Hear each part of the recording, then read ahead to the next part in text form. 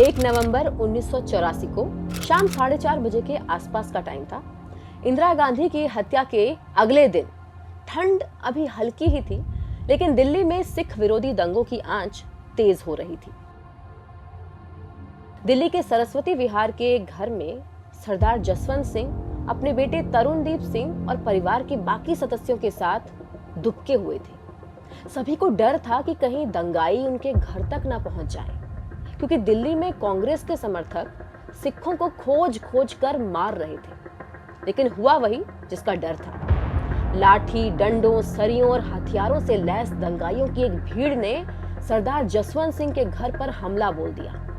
दंगाइयों की इस भीड़ का लीडर था कांग्रेस का नेता और बाहरी दिल्ली लोकसभा सीट से सांसद सज्जन कुमार।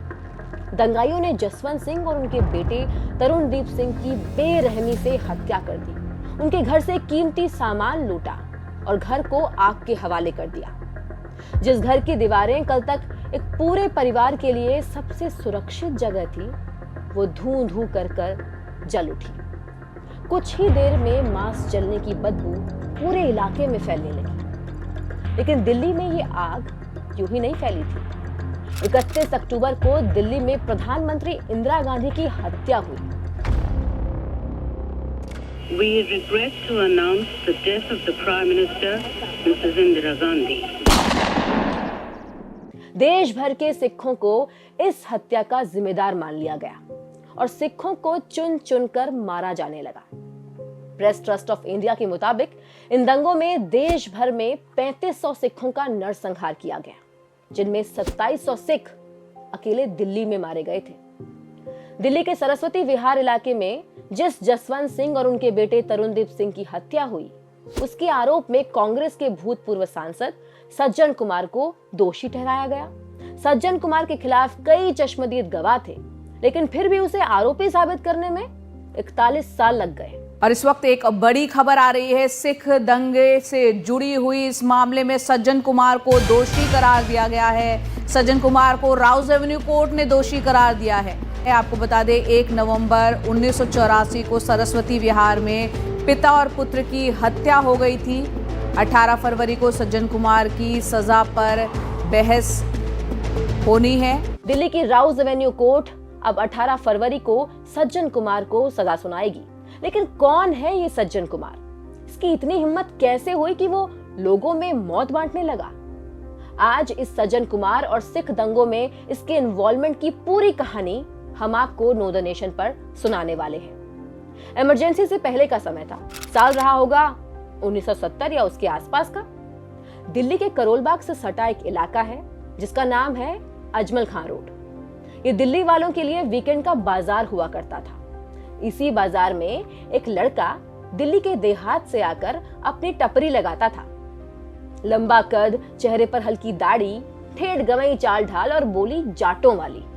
अच्छी खासी कमाई हो जाया करती थी उसकी कि एक दिन इस लड़के पर संजय गांधी की निगाह पड़ी।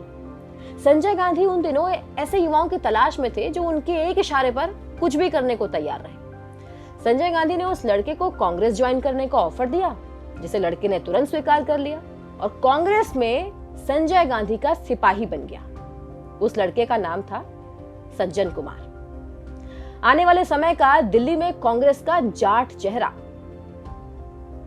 लगभग 14 साल बाद नवंबर 1984, जब दिल्ली सिख विरोधी दंगों में जल रही थी, तब तक सज्जन कुमार कांग्रेस की तरफ से सांसद बन चुका था। इस दौरान उसका पॉलिटिकल ग्राफ और कांग्रेस में उसका कद बहुत ऊपर जा चुका था। 1 नवंबर 1984 की शाम सरस्वती विहार में सरदार जसवंत सिंह और उनके बेटे तरुणदीप सिंह की हत्या करने के बाद सज्जन कुमार दंगाइयों की भीड़ लेकर दिल्ली के ही पंजाबी बाग इलाके में पहुंचा। यहां अनवर कौर अपने पति नवीन और परिवार के साथ रहती थी। दंगों से बचने के लिए उस दिन अनवर कौर अपनी बेटी के घर में छुपी हुई थी और घर पर पति नवीन अकेले थे। सज्जन कुमार के उकसावे पर दंगाइयों की भीड़ ने अनवर कौर के पति नवीन की हत्या कर घर को लूट लिया और फिर आग लगा दी। अगली सुबह अनवर कौर जब अपने घर पहुंची तो उन्हें अपनी पति की लाश तक नहीं मिली। सज्जन कुमार का रसूख इतना था कि अगले 6 साल तक अनवर कौर मुकदमा दर्ज करवाने के लिए भटकती रही, लेकिन मुकदमा दर्ज नहीं हुआ। मुकदमा दर्ज हुआ सितंबर 1990 में, वो भी सिख दंगों की जांच करने के लिए बनी जैन बनर्जी कमेटी के कहने पर। मुकदमा दर्ज होने के बाद 11 सितंबर 1990 की सुबह 6:45 बजे के करीब सीबीआई की टीम ने सज्जन कुमार के घर रेड डाला। पता था A713 जनता फ्लैट्स, पश्चिमपुरी, दिल्ली। उस दिन पुलिस को सज्जन कुमार के इस घर से 6 तलवारें और दंगों से जुड़े कुछ जरूरी दस्तावेज मिले। लेकिन विडंबना देखिए कि सीबीआई सज्जन कुमार को गिरफ्तार नहीं कर सकी, क्योंकि उसी दोपहर को कोर्ट ने सज्जन कुमार को अंतरिम जमानत दे दी। इस अंतरिम जमानत की भी एक थर्रा देने वाली कहानी है, जिसका जिक्र फिर कभी। 1990 में केस दर्ज होने के बाद सीबीआई ने सज्जन कुमार को सजा दिलाने में पूरा जोर लगा दिया। लेकिन फिर से दुर्भाग्य देखिए कि 23 साल तक मुकदमा चलने के बाद 2013 में कड़कड़डूमा कोर्ट ने सज्जन कुमार को सबूतों के अभाव में बरी कर दिया। लेकिन सीबीआई ने हार नहीं मानी और हाईकोर्ट का रुख किया। आखिर में घटना के 34 साल बाद 17 दिसंबर 2018 को कोर्ट ने सज्जन कुमार को अनवर कौर के पति की हत्या का दोषी माना और उसे उम्र कैद की सजा सुनाई। तब से सज्जन कुमार जेल में है। इस वीडियो की शुरुआत में जिक्र हुआ था सरदार जसवंत सिंह और उनके बेटे तरुणदीप सिंह की हत्या का। उनकी हत्या के लगभग 41 साल बाद कोर्ट ने माना कि इन दोनों हत्याओं में सज्जन कुमार का ही हाथ था। अब 18 फरवरी को कोर्ट सज्जन कुमार को उसके किए की सजा सुनाएगी। अनगिनत होंठों पर मुस्कान आएगी, अनगिनत दिलों को सुकून मिलेगा, अनगिनत हाथ दुआओं में ऊपर उठेंगे।